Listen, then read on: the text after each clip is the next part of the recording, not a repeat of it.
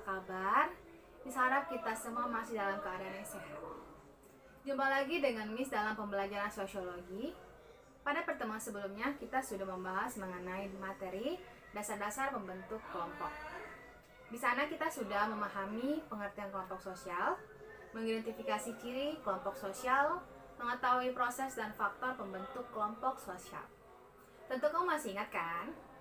Bila kamu perlu mengingatnya kembali, kamu bisa simak video pembelajaran yang kemarin dan membaca materi di buku paket sosiologi kamu di bab 1. Materi pembelajaran hari ini masih di bab pertama, tapi kita lanjut pada bagian yang B. Berbagai bentuk dan jenis kelompok kepentingan di masyarakat. Adapun tujuan pembelajaran hari ini yaitu siswa-siswi diharapkan mampu mengklasifikasikan berbagai bentuk dan jenis kelompok kepentingan di masyarakat. Oke anak-anak, simak terus video ini sampai akhir dan selamat belajar. Kita lanjut materi kita hari ini yang bagian B, berbagai bentuk dan jenis kelompok kepentingan di masyarakat.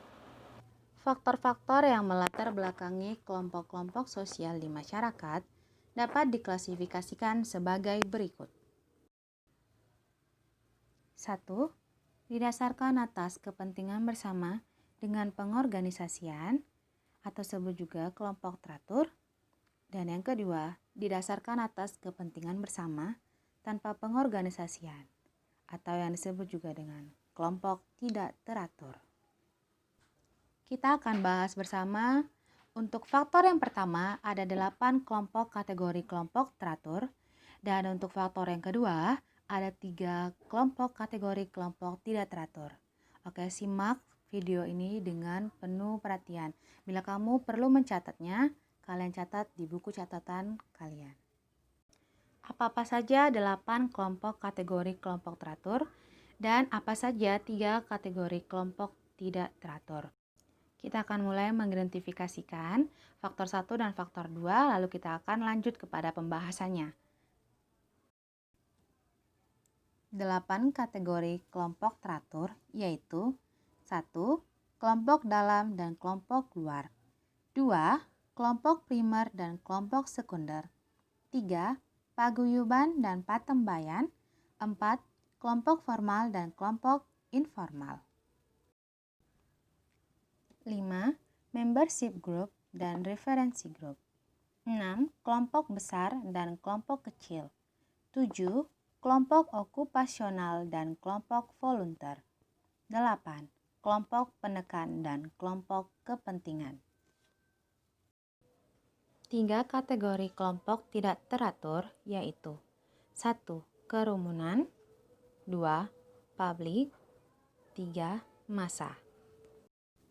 Anak-anak, kita sudah mengidentifikasikan kelompok-kelompok yang termasuk ke dalam 2 faktor yang melatar belakangi kelompok sosial di masyarakat. Karena begitu banyak kelompok-kelompok tadi, hari ini kita hanya akan fokus membahas 4 kelompok teratur di faktor yang pertama, lalu berikutnya untuk pembahasan di pertemuan selanjutnya. Faktor pertama didasarkan atas kepentingan bersama dengan pengorganisasian atau kelompok teratur. Pertama, kita harus mengetahui apa itu kelompok teratur. Menurut Surjono Sukanto 2010, kelompok teratur adalah kelompok manusia yang dalam mekanismenya berlangsung secara terorganisasi atau dengan pengorganisasian. Baiklah anak-anak, kita mulai dari yang pertama, kelompok dalam dan kelompok luar. Istilah in-group atau kelompok dalam muncul ketika para anggota suatu kelompok merasa bahwa mereka mempunyai suatu tujuan dan cita-cita yang sama, mentaati norma-norma yang sama, nasib yang sama. Kelompok tersebut menganggap inilah kelompok kami atau orang-orang kita. Dalam ucapan, sikap, dan perilakunya terkadang menganggap bahwa orang lain yang bukan termasuk kelompoknya adalah orang luar. Sikap-sikap kelompok dalam atau in-group pada umumnya didasarkan pada faktor simpati dan selalu mempunyai perasaan dekat dengan anggota-anggota kelompoknya. Adapun sikap-sikap kelompok luar atau out-group terkadang ditandai dengan antagonisme atau antipati. Perasaan in-group dan out-group atau perasaan dalam dan luar kelompok merupakan suatu sikap yang dinamakan fanatisme, yaitu suatu sikap untuk menilai orang lain dengan menggunakan nilai-nilai dan norma kelompok sendiri. Mereka beranggapan bahwa segala sesuatu dalam kelompoknya adalah yang terbaik. Menilai kelompok lain seringkali bersifat stereotip, yaitu gambaran atau anggapan dari suatu kelompok terhadap kelompok lain yang bersifat merendahkan objek tertentu atau tidak sesuai dengan keadaan sebenarnya. Dengan demikian, dapat dikatakan bahwa setiap kelompok sosial adalah in-group bagi anggotanya dan out-group bagi anggota kelompok. 2. Kelompok primer dan kelompok sekunder. Kelompok primer atau primary group adalah kesatuan hidup manusia yang ditandai dengan hubungan antar anggotanya yang berlangsung secara tatap muka, saling mengenal dan akrab, kerjasama yang erat dan bersifat pribadi. Kelompok sekunder atau secondary group adalah kelompok yang hubungan antar anggotanya kurang akrab, renggang bahkan tidak saling mengenal. Dalam kehidupan masyarakat, setiap orang pada umumnya memiliki dua keanggotaan sekaligus. Selain sebagai anggota kelompok primer, dia juga sebagai anggota kelompok sekunder. Paul B. Horton dan Chester L. Hunt mengemukakan bahwa kelompok primer merupakan kelompok kecil yang para anggotanya saling kenal secara intim sebagai pribadi yang unik.